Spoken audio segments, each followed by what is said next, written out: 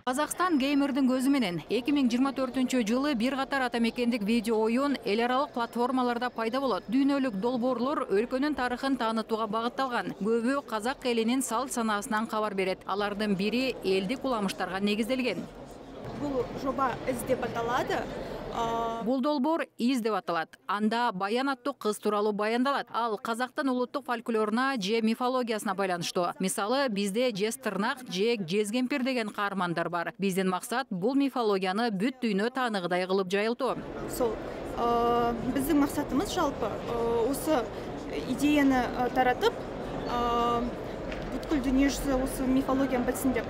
Борборгалада IT Fest инновациялык идеялар фестивалынын алкагында түрдүү тармактардагы маалыматтык технологиялар сунушталды. Негизинен казакстандык окуучулар менен студент стартапчылардын эмгектери тааныштырылды. Киберспорт, спорттук багыттын мыктылары аныкталат. Жаш IT адистерине тармактын алдыңкы технологиялары тааныштырылып, тажрыйбалуу серепчилер чеберчилик сабактарын уюштурат.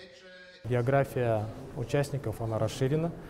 Быйыл катышуучулардын чөйрөсү кыйла кеңейди. Бул иш-чарага катышкан жогорку окуу жайлардын саны менен ар кайсы курактагы катышуучулардын катары көбөйгөнүн байкоого болот. Бул жолу фестиваль 8 секцияга бөлүндү. Алардын 2 быйыл биринчи жолу сунушталып жатат. Жаңы болуп робототехника жана киберспорт кошулду. Анда мурда болбогон чечимдер каралат. Уже совсем другие задачи, которые мы не рассматривали еще в прошлых годах.